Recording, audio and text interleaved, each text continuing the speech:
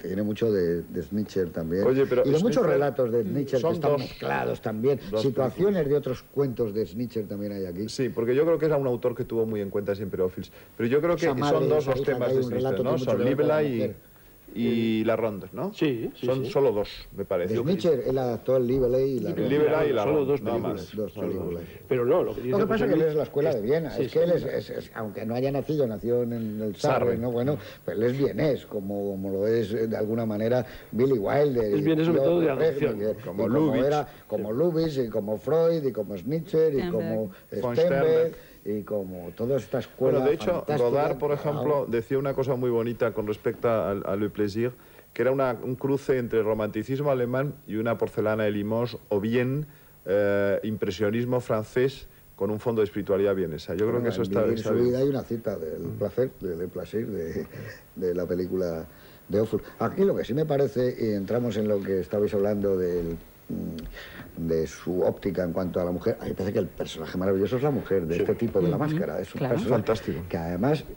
recuerda cuando él volvía y le decía, esta noche ha caído otra, ¿eh? Qué bien, seguimos jóvenes los dos. Parece Y que dice la mujer por la Claro, escalera claro. lo que termina diciendo es que quiere que viva muchos años Claro. para que siga bailando. Claro. Porque ella disfruta viendo cómo disfruta su marido. Ese es un personaje absolutamente maravilloso. Y que el vamos. médico no va a ser el mismo a partir de ese encuentro. No, En la noche ya va directamente al palé también. Sí. Claro. Es una historia. Sin embargo, lo que dice el médico, lo que dice el narrador cuando dice que es el eterno drama, que acababa de presenciar y no dice una de qué, escena el del eterno drama de que qué, se de la representa pérdida de la todos los juventud, días Al paso del tiempo. del paso del distintas formas, tiempo. Creo que sí, porque es que los cuentos de Maupassant tienen poco argumento, Al realmente Palacio de la Danza. se aferran al naturalismo de una manera tan brutal que lo que hacen es captar un retazo, un momento de vida, ¿no? Pero realmente no hay un planteamiento, un nudo y un desenlace, que sí lo hay también, pero sobre todo es como si se interrumpiera. Después viene la historia del médico cuando vuelve al Palais de la Danse, ¿no? Pero ya Pero él convencido. quiso hacer, lo que no quiso hacer es la última, él quería hacer una que es La mujer de Paul, que es la historia del suicidio de un tipo cuando se entera que su novia es lesbiana. Ese es el cuento. Entonces le dijeron que no estaba todavía la sociedad francesa preparada para que él metiera esa historia de Maupassant. Y entonces renuncia a ella y es cuando entra la otra historia. Pero de alguna manera, en la última historia, él hace un tratamiento raro. Ya llegaremos a ella del personaje de esa chica, por cierto, guapísima, la modelo. Pero bueno, esta primera parte de la tabla, digamos, si el tríptico es esto, el centro y otra vez el pequeño, a mí me parece que es un prodigio, es una pincelada impresionista de una película, tú que citabas a Toulouse-Lautrec, y maravilloso. Y la llegada de ese hombre, alegría. ¿no? Y además que no baila tan mal, dice, bailaba de una manera pesada. Yo lo veo que era fantástico. parece que volaba. Sí, O sea que se cansa, claro. Claro, se cansa. Y la máscara es un diseño precioso. Sí, no, es una maravilla. es La un máscara. diseño ¿Sabéis a precioso. quién me ha recordado? Voy a hacer un homenaje a un amigo mío, que yo creo que, no sé si habrá visto esta película, me ha recordado en ciertos rictus el hombre de la máscara, Javier Gurruchaga. Javier Gurruchaga hubiera imitado perfectamente, su modelo podría ser perfectamente el hombre enmascarado, ¿verdad? Porque se mueve como Gurruchaga en sus shows, ¿no?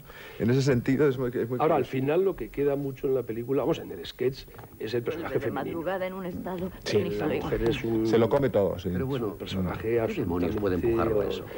pesar, Yo no sé si maravilloso, la pero pena de no terrible, ¿no? También. enternecedor, patéticamente enternecedor o tiernamente patético, pero esa mujer No que cree que disfruta está muy bien para la enormemente edad con que el tiene. placer de su marido, porque al fin y al cabo ella sabe que al final siempre vuelve a casa. Es que toda la obra de sorprende lo Ophuls de no sus solo éxitos, estuvo pero erigida sobre la mujer, sino que creo que cada película fue una carta de amor a la mujer. Sí. Y en este caso, o sea, esta mujer... Es una declaración de inferioridad ante la mujer. Yo creo que Ophuls se rinde ante la mujer, un ser superior, y eso se nota en yo todo. creo que al final puede eso, a la pequeña reflexión sobre el paso del tiempo, la pérdida de la juventud, al final lo que te quedas es esta especie de canto a la mujer, esta mujer Era puesto como pocos. Vamos, es que no sé cómo calificarla, pero es tremenda. Angelical y tremenda también. Pero eso está mucho más en Ophuls que en Maupassant. En Maupassant solo es paso del tiempo, esa es la tesis. No, eso es lo que digo, que él, al hacer el episodio, da una importancia a la mujer que en el cuento de Maupassant era un personaje mucho más secundario. No es tan importante. Quería traer aquí una definición que dio Peter Ustinov a la revista Siren Sound cuando murió Ophuls, porque habéis hablado mucho de las pinceladas y la pintura. Y Ustinov decía algo de esto, pero fue más allá, si os parece. Dijo, algunos directores pintan sobre el celuloide, otros son escultores, y los hay que son carniceros. Max Ophuls era un destilador. Su espíritu y sus medios de expresión personales se basaban por completo en los sentidos, perseguía y captaba los efluvios más suaves, y el actor quedaba a menudo reducido a caminar solamente de puntillas como un monje enclaustrado, sin atreverse apenas a respirar por miedo a que su aliento destrozase alguna preciosa tela de araña de simbolismo esencial. Yo me escribía más Ustinov, era un tío muy listo y escribía muy bien. Y pero es curioso que todo esto que se ha precisa. escrito, se ha dicho y seguiremos diciendo sobre Max Ophuls, es un señor que ha hecho 12 películas. Nada más. Es una filmografía corta para él. Como un personaje que a lo largo de toda su carrera no ha hecho más que 12 películas, Gil de Viedma tiene un tomito así, fíjate dónde está también. Ha conseguido imponer su estilo, ¿eh? Y sobre todo en Estados Unidos y en Europa. Porque una película de Max Ophuls en Estados Unidos es una película de Max Ophuls. Carta de una desconocida, o esta que tú Almas hablabas. desnudas. Almas desnudas son unas películas especiales.